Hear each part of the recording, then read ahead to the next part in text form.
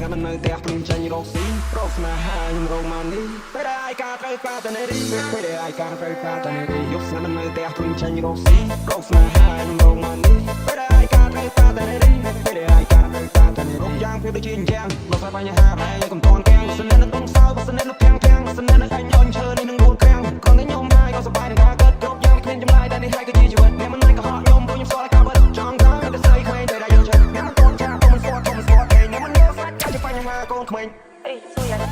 កូនឯងមកថ្ងៃនេះចាប់មកហើយបើចាប់ខាងយកស្ងាត់នៅផ្ទះព្រមចាញ់រកស៊ីរកស្នេហាខ្ញុំរងមកនេះពេលដែលឯកាត្រូវការតែនារីពេលដែលឯកាត្រូវការតែនារីយកស្ងាត់នៅផ្ទះព្រមចាញ់រកស៊ីរកស្នេហាខ្ញុំរងមកនេះពេលដែលឯកាត្រូវការតែនារី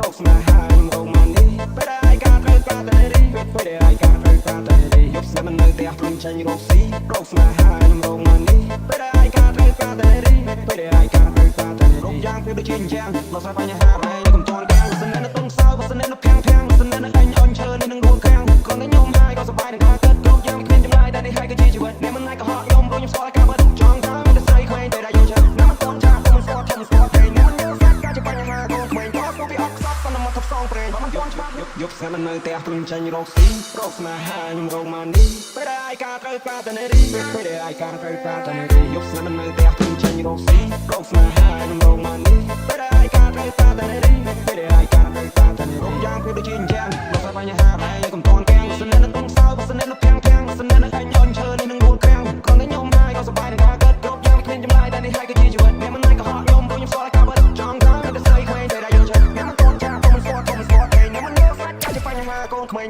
អេសួរយ៉ាងណាកូនឯងមកថ្ងៃនេះចាប់មកហើយបើចាប់ខាង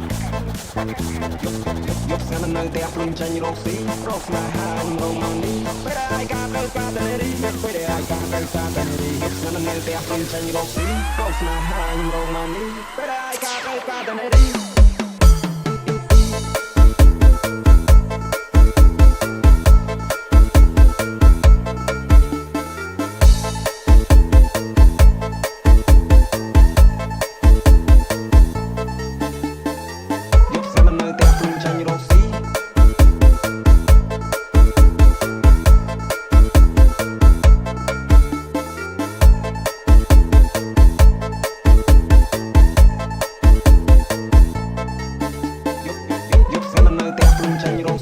រកស្នេហាខ្ញុំរងមកនេះពេលដែលឯកាត្រូវការតែនារីពេលដែលឯកាត្រូវការតែនារីយកស្នាមនៅផ្ទះព្រមចាញ់រកស៊ីរកស្នេហាខ្ញុំរងមកនេះពេលដែលឯកាត្រូវការតែនារីពេលដែលឯកាត្រូវការតែនារីយ៉ាងពេលដូចជាអញ្ចឹងបើស្អាតបញ្ហាហើយកុំតន់